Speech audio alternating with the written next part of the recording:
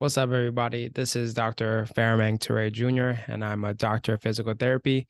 And I just love hoop, and I want to use my profession as a rehab professional, medical professional, and my love of the game of basketball, playing it, watching it, teaching it to give you guys value and give you guys things that you can take from to your game now and keep you playing.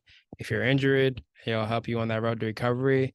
If you're not, help you so you can play, you're not injured, you don't get injured, and three, just help you move more effectively and not think as much on the court. If you can move, get into different positions, get different stances, and not think about what you're doing and be confident in your skills training and your training, then I think you're on a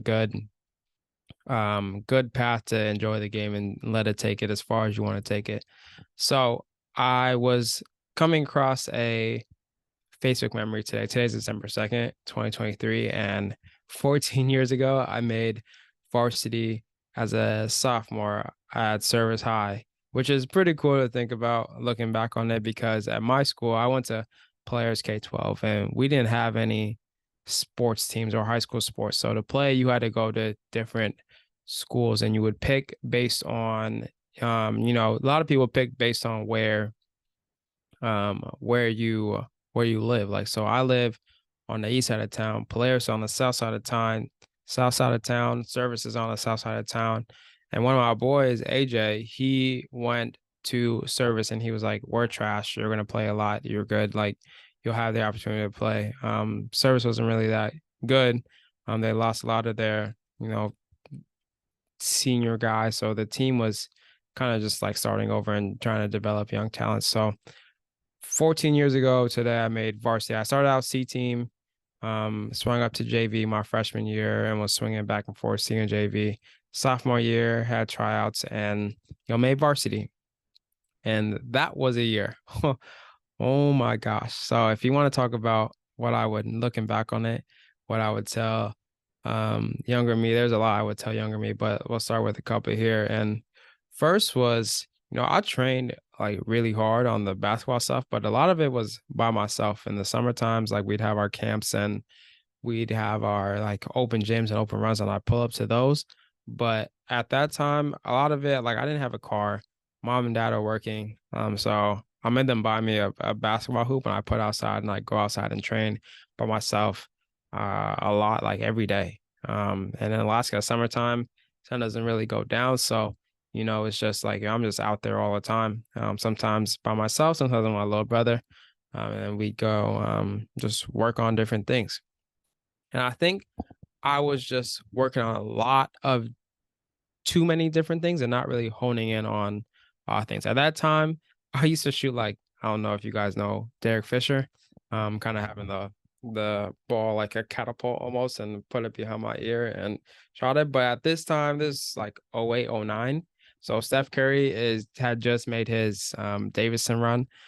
So I used that whole summer to try and shoot like Steph Curry. Steph Curry was my favorite player at that time. I loved how he ran off the ball. I love how smart he was. He wasn't the biggest, he wasn't the fastest, but he was crafty. He could shoot it, found ways to put the ball in the basket, and he was a unassuming killer. Like he'd get you if you not he not say anything, or maybe you don't see him say anything, and then he's dropping 40 on you on the NCAA tournament. So I was like, I want to shoot like him. So I remember I had my screensaver used to be like Steph Curry shooting and trying to get that perfect 90-90 set point and feeling like that's how I had to shoot. So I changed my shot from this catapult to kind of more in front of my body and learning to get my power from my wrists and using my legs to help propel me and get more of that fluidity and one motion shot. So that's what I used a lot of that summer, but I was also doing a lot of other stuff like dribbling and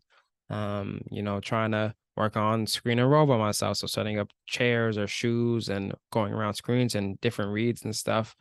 But I just think as a high school player, like I worked really hard and I would, you ever had that feeling of, you're capable of so much more, but what you're doing is not indicative of how you're thinking you're going to perform. Like you're not performing up to standard. You're capable of so much more, but you're just not doing it. I think I was just in high school, I was just really in my head a lot. Not wanting to make mistakes, not wanting to sit on the bench, um, not wanting to, cost my team the game. And I struggled so hard that sophomore year on varsity. Um, dudes are faster, dudes are stronger, dudes are, they talk a lot more, like just mentally trying to, combat all that stuff. And at that time, I'm probably like 5'7", 5'6", 120, 130 pounds, and I'm playing against dudes, future D1 guys, JUCO guys, and they are punishing me. You hit me with a full court press or a full court trap, I was like deer in headlights, didn't know what to do. And I just think I thought about the game way too much. I did watch a lot of basketball at this time. I trained really hard, and my coaches weren't, they were tough, but they saw something in me that I didn't really see in myself at that time. I really lost a lot of confidence that sophomore year. Um, I just didn't feel like I was performing up to my standards, and I felt like I thought about the game a lot. And you can't think about the game when you're playing the game. You just have to react and understand how to, utilize your gifts and utilize what you have and use it as an advantage and not as a disadvantage. So, like, I'm not the tallest, I'm not the strongest, but I had a quick first step. I knew how to, I could hit open shots, but I just hesitate, pass up open three, try and drive into the lane and go into 6'5", 6'6", 6'10" guys and try and get contact layups to get to the free throw line because I knew I was good at free throws. And it's just dumb, stupid. So I just thought about the game a lot, and it really irked me because I'd be like, people knew I had talent, but it was just like I'd be in my head way, way too much. And it just really derailed me. It chopped my confidence down a lot. To where I remember towards the middle of the year, um, I was thinking to myself, like, I want to play JV. I want to get demoted to JV. I want to, get my confidence back. I want to feel like I can, um, I want to feel like I can contribute and play like I know I can. And I never told my coach this, but I think I told some of the other like players on C and JV at that time who were swinging up, who were swinging up from JV to varsity as freshmen. I was like, yo, I wish we could trade places because I just need to get my call. I know I'm capable of more, but I'm just not. I didn't feel like I was ready. But I'm really glad that, my coach like kept me. He didn't demote me. He kept me starting. And it just really, he trusted in me. He believed in me and, gave me the confidence that I needed to know that, all right, if I wasn't helping, then I wouldn't be here. So I think mindset wise, that was the first thing that I really would tell my younger self. Like, you have to be confident in what you're good at and do that really well. Figure out ways to use your strengths to your advantage. You're not tall, that's fine, but you do have a low center of gravity. You're quick. You got a good first step. You got a good float game. You can shoot the ball when you're open. So find those opportunities and cash in on those. You're not good at handling, double teams right now. All right, you gotta learn how to pump fake. You gotta learn how to manipulate the defense to get them to do what you want them to do and not have them speed you up. So, like, understanding where your teammate's going to be, where the trap is coming from, who's going to be open. Is the far swing pass going to be open? If I dribble into the corner, like, I'm trapped. I've limited my options. So giving me ability to escape, use my speed, use my craftiness, use my size to get to different angles on the court to make better passing options. If you're open and you work on this, shoot the ball. You're good at it. So you do it.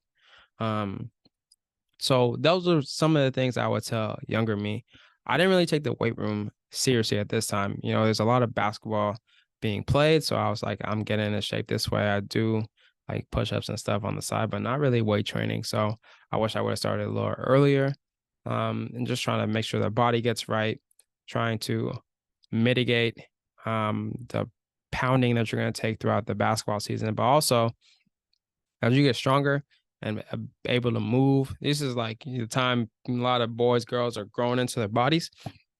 So as I, am maturing and growing into my body, like making sure I have the strength and the control in different positions and decreasing my injury risk. Like I was I think at that time, I was also like dealing with some like groin pain, not knowing what it was though, but every time I started to like run, I would like feel like pain in both my groins. And I kept saying like it's my hip, my hip is killing me, my hips are killing me, but it was really my groin. And I didn't mention it to my coaches. I didn't mention it to the place. I just kind of fought through it. And I should have, been more upfront about it and tried to get ahead of it. It's not fun to play injury because then you think about what you can and can't do, and you start thinking about not wanting to mess up, and you start to compensate, and then compensations can lead to other things down the road. So do not try and play through injury. Voice what you're experiencing, and then go get the help to make sure that you're going to get back to 100% to be your best self. And the last thing I would have told my younger me was to keep watching a lot of basketball. So still watching a lot of Steph Curry, still watching a lot of NBA college, but I should have also gotten like my own game film. And I enjoy watching it. Like I really enjoy watching basketball. So I should have been more proactive about getting our own film and looking at what teams were doing to us and what teams were doing to me to try and exploit me and how I can navigate it. So being a little more proactive with the game stuff and game film. And I think if I would have started that earlier, or knowing what I know now and being able to implement that into young me, it would have been a totally different monster, because I think now I'm so confident and so sure in what I can do. And I've seen a lot of different things, and um, know how to navigate a lot of different situations, and know what it's like to have, people who are way taller than me or have some length or a long wingspan guard me, and how to get around them and how to navigate that with my physical and mental characteristics. Like it would have been a game changer for sure, because we were a young team, but we had a lot of talent, and we should have started a little run of like in Anchorage, of building a kind of basketball powerhouse from probably like 2012, my senior year, to like 2014. We're in the state championship 3 years in a row. We go on one of them, service won one of them, and runner up twice. So we built a little powerhouse, little dynasty after all the older guys left, and it was our turn. So I think we just would have, it would have been a whole different story if I could go back knowing what I know now, but I can't, right? So I'm trying to give back to the young generation now, playing as much basketball as ever. Just trying to help learn and build the game forward, and talking about how to be a better basketball player, have a better mindset, reduce your injury risk, being able to communicate what you're feeling and communicate what you see, and learn from the mistakes that you're making. Don't be afraid to make those mistakes, and because it's an opportunity to learn and be better for the next time you're in a similar situation. So to all the hoopers out there, keep going. If it's what you really love, you'll find ways to get better. Go find people who are better than you. Go play people better than you. Go, watch a lot of basketball, understand patterns, understand tendencies, and you will set yourself up to be a better basketball player than you were yesterday. And hopefully then you can give those same things that you learned and pass it on to the people coming up after you. That's what it's all about. We're trying to grow the game forward, have people enjoy it more, and not be hindered by things like having a lack of confidence, not being able to play due to injury, due to fear of messing up or fear of making mistakes. So don't make the same mistakes I did. I eventually learned from them, but it took a long time to get that. And once I, started being more aware, more upfront with what I was experiencing, then it really just catapulted and elevated my game to another level. So, don't make those same mistakes. Keep chasing, keep improving, keep learning, keep having fun with it. And, the game is going to do you really well. So we'll catch y'all on the next one. Peace.